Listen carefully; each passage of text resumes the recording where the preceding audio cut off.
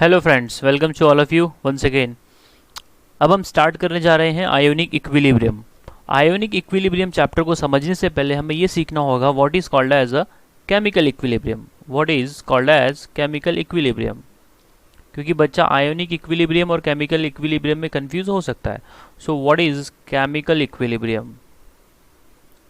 ठीक है, इसको एग्जाम्पल के थ्रू पहले समझ लेते हैं। What is chemical equilibrium?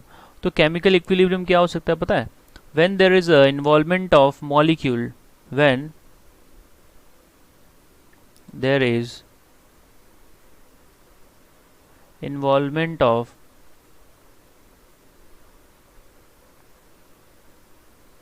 molecules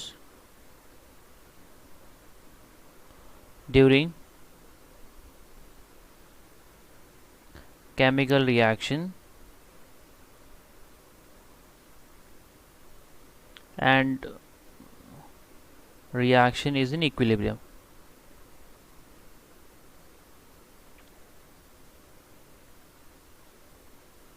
ठीक है भाई।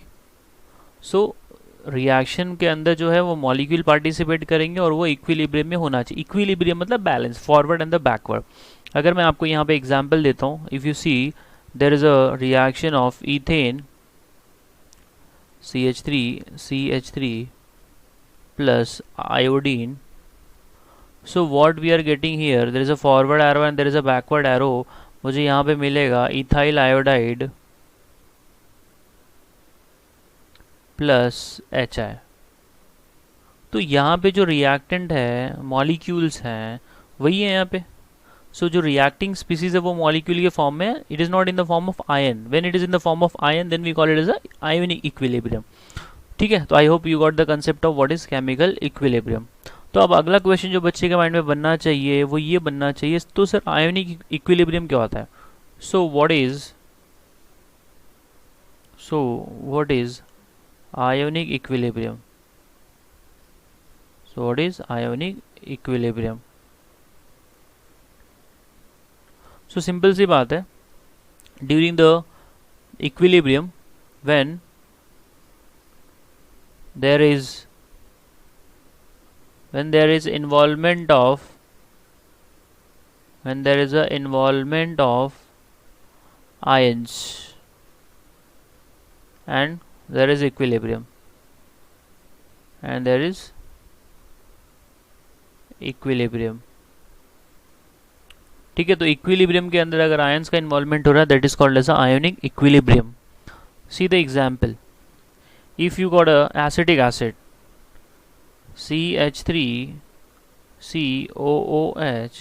and there is a forward arrow and there is a backward arrow, इसका डिसोसिएशन हो रहा है और आपको दे रहा है ये acetate ion plus proton. So there is an equilibrium between acetic acid and the acetate ion and H+। So this is called as a your ionic equilibrium. ठीक है, अब हम लोग बात करेंगे next.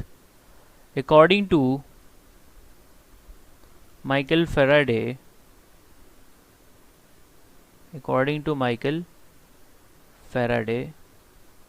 substance is of two type। substance is of two types। तो वो दो टाइप्स कौन से होते हैं भाई? फर्स्ट आई कैन से electrolyte। first is a electrolyte and second is a non-electrolyte। so we have to think sir ये electrolyte क्या होता है, नॉन इलेक्ट्रोलाइट ये हम लोग डेली लाइफ में देखे हैं। if you take a NaCl plus water तो ये सोल्यूशन इलेक्ट्रोलाइट का बन जाता है। if you take a sugar plus water it is a non-electrolyte। so again what is electrolyte? so electrolyte जो होता है वो इलेक्ट्रिकल कंडक्टिविटी को कंडक्ट करता है। so electrolyte it does conduction of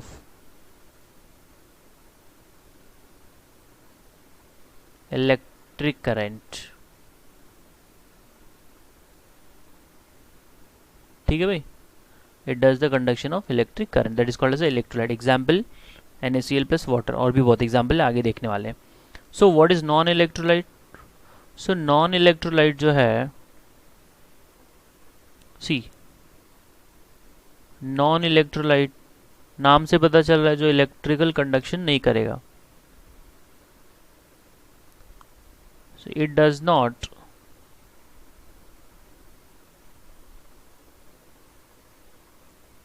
do conduction of electric current. ठीक है भाई, तो सिंपल सी बात है, this is called as a non electrolyte. Example यहाँ पे मैं लिख सकता हूँ sugar plus water, sugar plus water, और I can even say pure water. क्या बोल सकते हैं हम लोग यहाँ पे? Pure water is also non electrolyte. So the next thing which we are going to talk about वो है कि फैराडे ने इलेक्ट्रोलाइट को फर्दर दो कैटेगरी में डिवाइड कर दिया। Faraday did further division of electrolyte ठीक है भाई, तो उन्होंने बोल दिया कि हमारे पास जो होता है एक स्ट्रॉन्ग इलेक्ट्रोलाइट होता है,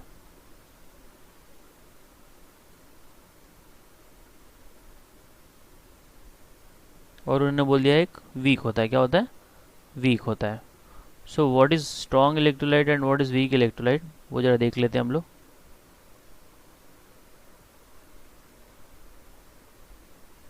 सी सेकंड जो है यहाँ पे आएगा आपका weak electrolyte.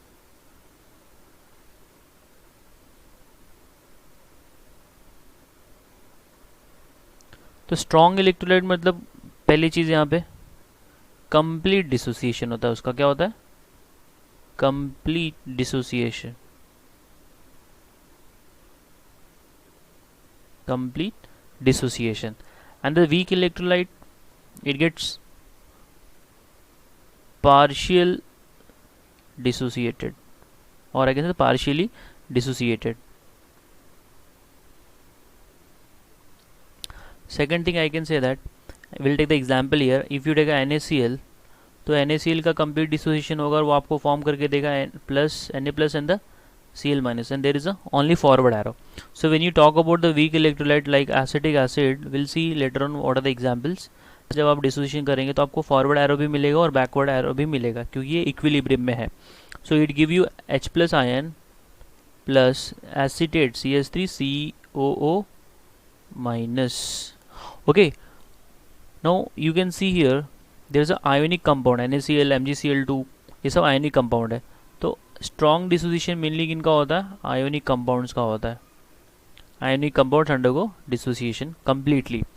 If you give the example here, so I can have here MgCl2, मैं यहाँ पे लिख सकता हूँ KCl, I can write down here KBr, KNO3, even I can have here HCl, H2SO4। ठीक है, लिस्ट बहुत लंबी है। अब वीक में आ जाता है, तो वीक का एग्जाम्पल हम लोग क्या लिख सकते हैं? We can write it here HCN, hydrogen cyanide, ammonium hydroxide, NH4 OH. I can write down here ammonia as a weak base.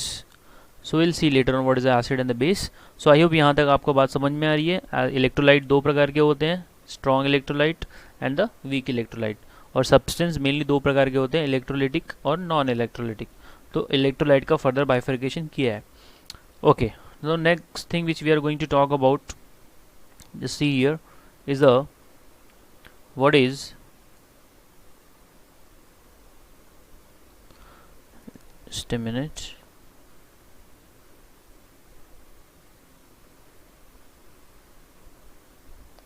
हाँ, अब हम यहाँ पे देखना है व्हाट इज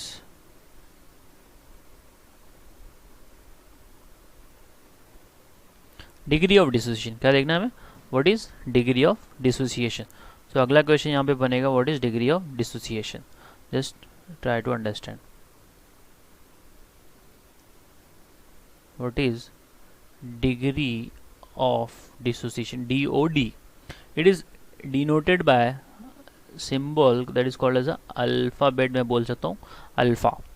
तो जो DOD होता है, number of particle dissociated upon total number of moles taken.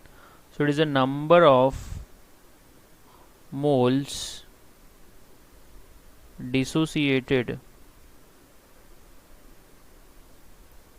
Upon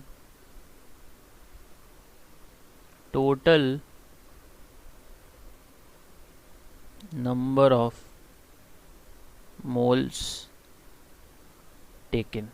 So this is something called as a degree of dissociation. If I give the one example, अगर कोई ऐसे बोल रहा है degree of dissociation, if anybody give the statement, if degree of dissociation for PCl5 is 60%, तो यहाँ पे क्या हो रहा है भाई, डिग्री ऑफ डिसोसिएशन, ये स्टेटमेंट से पता क्या चल रहा है, तो अल्फा की वैल्यू क्या हो जाएगी 60 अपॉन क्या हो जाएगा 100, so it comes how much 0.6। कितना आएगा भाई 0.6, क्योंकि इनिशियली तो वो 100 मोल ही रहेगा, डिसोसिएट तो उसमें से 60 हो रहा है, तो 60 upon 100 that is 0.6। I hope यहाँ तक बात समझ में आ रही है। अब हमको डिस्कस करना है very important thing, what are the acids and the base, the theories of acid and the basis. This is something very important, theory of acids and basis. तो सबसे एंशिएंट थियरी बोला जाए तो जो खाने में खट्टा होता है that is sour in taste, that is sour in taste, that is called as a acid. ये बहुत एंशिएंट डेफिनेशन है। And the one which is bitter in taste, that is called as a base, that is called as a base. But problem इसमें क्या है कि आप हर एक compound को टेस्ट करके तो बता नहीं सकते हो, तो इसके लिए थियरी जो हो गई वो रिजेक्ट हो गई। सो पहली जो थियरी यहाँ पे आती है एक्सप्लेन करने के लिए for acid and the base, that is Arrhenius concept. क्या था भाई, Arrhenius concept. So Arrhenius acid and the base concept, Arrhenius acid and the base concept. So what he said, वो statement मैं पहले लिखता हूँ। According to Arrhenius, a substance, according to Arrhenius, if substance is giving or producing H plus in water is called as acid। बात समझ में आ रही है? अकॉर्डिंग टू आर्हेनियस क्या हो रहा है, अगर सब्सटेंस ने H प्लस प्रोड्यूस किया वाटर में तो वो एसिड है। And if substance produces OH minus in water is called as a base। यहाँ तक बात समझ में आ रही है? अच्छा, अब इसका भी कुछ तो लिमिटेशन है, वो इम्पॉर्टेंट है, क्योंकि लिमिटेशन आएगा तो हम लोग दूसरा वाला थियरी सीखेंगे, क्योंकि इसमें जो प्रॉब्लम थी वो आगे वाले ने शॉर्ट आउट किया है। तो इस थियरी का जो लिमिटेशन है वो जरा बता देते हैं। See what can be the limitation है, यहाँ पे भी मैं एग्जांपल आपको दे सकता हूँ। If you talk about HCN, अब HCN को जब आप पानी में डिसॉल्व करेंगे तो ये आपको क्या देगा, H प्लस देगा एंड CN माइनस देगा। तो मैं बोल सकता हूँ ना ये H प्लस दे रहा तो ये एसिड है। वो स्ट्रॉन्ग है कि वीक है वो बात की बात है, but it is an acid. Similarly if you talk about the ammonium hydroxide, and ammonium hydroxide का अगर आपने किया डिसोसिएशन तो ये आपको फॉर्म करके देगा NH4 plus and OH minus. Now will see the limitation of the Arrhenius theory. जैसे कि अमोनिया है, इसके पास हाइड्रोजन है, but it is basic in the nature, it is basic in the nature, तो बोलने का मतलब जिसके पास हाइड्रोजन है वो आपका कोई ज़रूरी नहीं है वो एसिडिक ही बन जाएगा, it can be basic also, so that is a violation what he was telling him. Along with that, something like CO2, you got a SO2, you got SO3 are acidic in the nature, are acidic in nature without having hydrogen, without having hydrogen. Okay, so what I mean to say, it is not necessary कि वो जो definition बोल रही है वो सब में apply हो रही है. तो यहाँ पे कुछ वायलेशंस हो रहा था, that is a limitation. And very important limitation was here solvent. He said solvent जो है आपका वाटर ही होना चाहिए. अगर वो नॉन पोलर सॉल्वेंट में दिया, दैट इज पेट्रोल में जैसे दिया, डीजल में दिया, कैरोसिन में दिया, बेंजीन में दिया, सो इट इज एसिड और नॉट, ही वाज नॉट, उसने ये क्लियर नहीं किया था. तो ये लिमिटेशन हो गया, वो अपने को जानना ज़रूरी था. तो ये सब थियरीज में जो भी प्रॉब्लम थी उसको ओवरकम करने के लिए नया थियरी आता है, that is called as a Bronsted Lowry acid theory, और लॉरी ब्रॉन्स्टेड भी लोग बोलते हैं उसको, ब्रॉन्स्टेड लॉरी थियरी. तो इसने क्या बोला भाई, इसने बोला सिंपल सी बात है, acid is a proton donor and the base is a proton acceptor. Simple, उसने 2 लाइन में ख़त्म कर दिया. एसिड जो होगा, acid is a proton donor and base is the proton acceptor. Base is a proton acceptor. बात समझ में आ रही है? Now we'll try to see the few examples. If I write down here ammonia having 1 lone pair is reacting with the water and आपको ये form करके दे रहा है NH4 प्लस OH माइनस. ठीक है, अभी यहाँ पे हमको एक चीज़ सीखनी है, एसिड बेस का pair, that is conjugate acid and conjugate base. देखिए अमोनिया ने प्रोटॉन गेन किया, दैट इज हाइड्रोजन गेन किया, तो ये जो है एक्सेप्टर है, proton acceptor, that is a base, and water is giving you proton, so water is acting as an acid. अच्छा, जो अमोनिया है उसने प्रोटॉन गेन किया तो क्या बना लिया भाई, NH4 बना लिया. So that is called as a conjugate acid. And water जो है उसने प्रोटॉन लूज किया, क्या बना दिया भाई, OH minus. So this is called as a conjugate base. अच्छा, एक और एग्जांपल देखते हैं अभी हम लोग. Will just rough it here.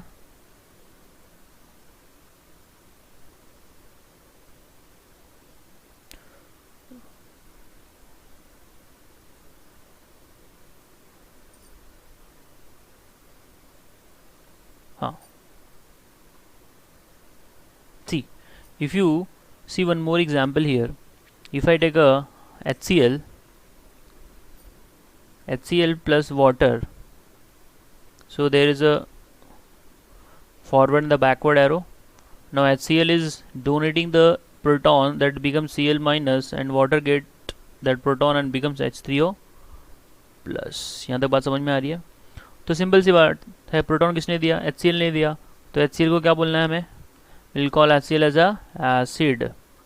तो एसिड का क्या बनता है भाई, जो पेयर बनता है that is called as a conjugate base, that is called as a conjugate base. And what about this water, water जो है उसने प्रोटॉन जो है लूज अगेन किया है, तो ये प्रोटॉन एक्सेप्टर है water, so it is called as a base. और बेस का जो पेयर बनता है वो क्या बनता है, conjugate acid. I hope you got the concept. अच्छा, अभी इसमें भी थोड़ा सा एक नया चीज़ हमको सीखना है. You can see the water जो है, it is able to donate proton and it is able to accept the proton. So those who are able to donate and accept the proton, they are called as amphiprotic. So question यहाँ पे बनता है, what is amphiprotic, what is amphiprotic. तो simple सी बात है, water जो है यहाँ पे एज ए एसिड का काम कर रहा है और यहाँ पे एज अ बेस का काम कर रहा है. तो तो बेस मतलब क्या होता है भाई, प्रोटॉन एक्सेप्टर, एंड एसिड मतलब proton donor. So if anyone is able to act proton donor and proton acceptor, तो हम लोग क्या बोलेंगे उसको, is called as a amphiprotic. Example is more important here. If I give the example like here HCO3 minus HCO3 minus, even I can give you the HSO4 minus, even water itself है, और भी बहुत लंबी list है. तो ये लोग proton दे भी सकते हो, प्रोटॉन ले भी सकते हैं. ये डिपेंड करता है कि सामने वाला बंदा कौन है, वो स्ट्रॉन्ग एसिड है कि स्ट्रॉन्ग बेस है, उसके हिसाब से ये लोग अपना रूप चेंज कर लेते हैं. So I hope you got it. अच्छा, अब इम्पॉर्टेंट चीज़ यहाँ पे आती है कि सर ये थियरी क्यों फेल हो गई, इसका जो है क्या लिमिटेशन है, तो ज़रा उसको भी समझ लेते हैं. ठीक है, just a minute.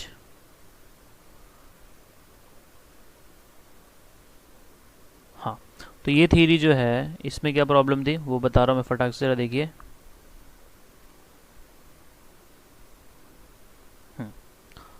Limitation of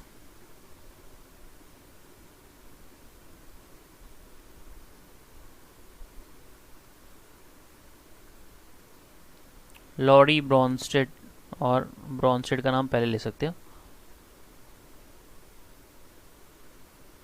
theory. तो इसका लिमिटेशन क्या है भाई वो देख लेते हैं. एग्जाम्पल के तौर पे अगर आपसे कोई पूछे BF3 क्या है, इज इट एसिड और बेस. AlCl3 क्या है, एसिड और बेस. ठीक है, what about the calcium oxide, अगर मैंने कैल्शियम ऑक्साइड प्लस SO3 का रिएक्शन करा दिया, so what I am getting here CaSO4. तो सिंपल सी बात है, ये आपका मेटल ऑक्साइड है, ये नॉन मेटल ऑक्साइड है. तो मेटल ऑक्साइड को आप क्या बोलते हो, बेसिक ऑक्साइड है, ये बात समझ में आ रही है. और ये आपका एसिडिक ऑक्साइड है. तो बोलने का मतलब यहाँ पे जो है एसिड और बेस तो रिएक्ट कर गया, but there is no transfer of proton, यहाँ पे कोई प्रोटॉन का ट्रांसफर नहीं हुआ. तो ये चीज़ों को वो एक्सप्लेन नहीं कर पाया. कौन, लॉरी ब्रॉन्स्टेड. तो नया थ्योरी आता है. Even you can have a ionic species like if anybody is ask you Na plus is an acidic और basic, what you will say Cl minus OH minus, are you getting? So charged one, is it an acidic or basic? So he was not able to explain, hence the theory got limitation and the new theory came, that is called as the Lewis acid and the base. ये थोड़ी सी ज़्यादा advance theory है. So the next theory is the Lewis acid and the base theory.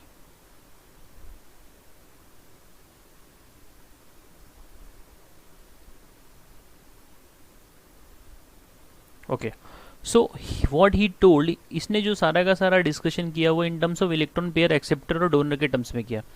If electron pair acceptor कोई है, मतलब कोई electron को gain कर रहा है, तो वो जो बंदा है that will act as a Lewis acid, वो एज अ लुईस एसिड का काम करेगा. अच्छी बात है. तो लुईस बेस कौन बनेगा, सिंपल सी बात है, electron pair donor, electron pair donor will be the Lewis base, will be the Lewis base. ठीक है. एंड लुईस एसिड जो होते हैं वो आपके क्या होते हैं, लुईस एसिड्स. मतलब अगर कोई इलेक्ट्रॉन एक्सेप्ट कर रहा है इसका मतलब वो क्या है, इलेक्ट्रॉन डेफिशिएंट होगा. सो electron deficient molecule, electron deficient molecule, और like I can say that incomplete octet जो होते हैं, इनकम्प्लीट ऑक्टेट वाले भी, इनकम्प्लीट ऑक्टेट जैसे BF3 है, AlCl3 है, FeCl3 है, ये लोगों के पास भी क्या होता है, ये इनकम्प्लीट होता है आपका octet, hence they are also acting as a your this Lewis acid. अच्छा, इसके अलावा क्या होता है, कि जो डबल बॉन्ड वाले होते हैं, जैसे कि CO2 है, C double bond O double bond O, they are also acting as a your this Lewis acid. Are you getting? So electron deficient molecule होते हैं, इनकम्प्लीट ऑक्टेट वाले होते हैं, and even you can say that vacant, जिनके पास orbital available होता है, that is your TiCl4 है। So vacant available orbital, so they can also act as a your this Lewis acid। बात समझ में आ रही है?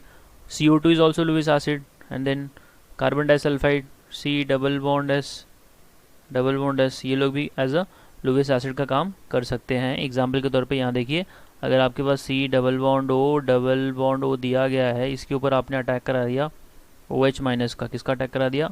OH माइनस का। So what is going to happen here?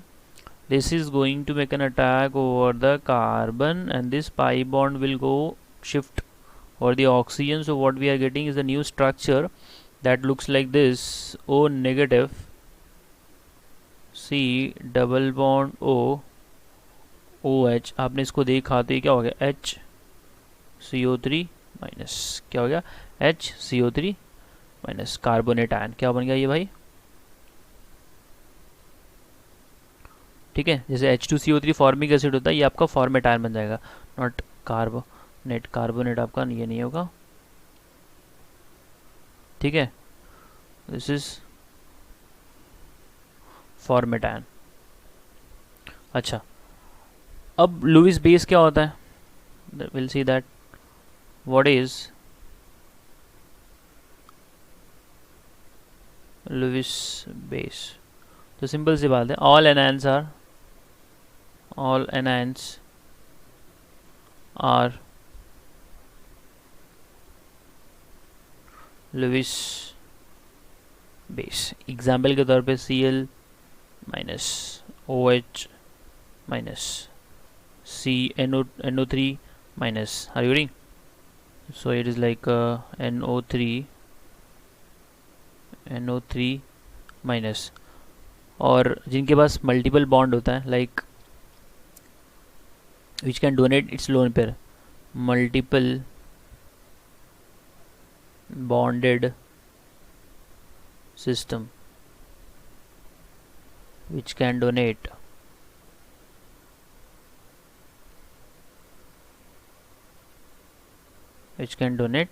lone pair is called as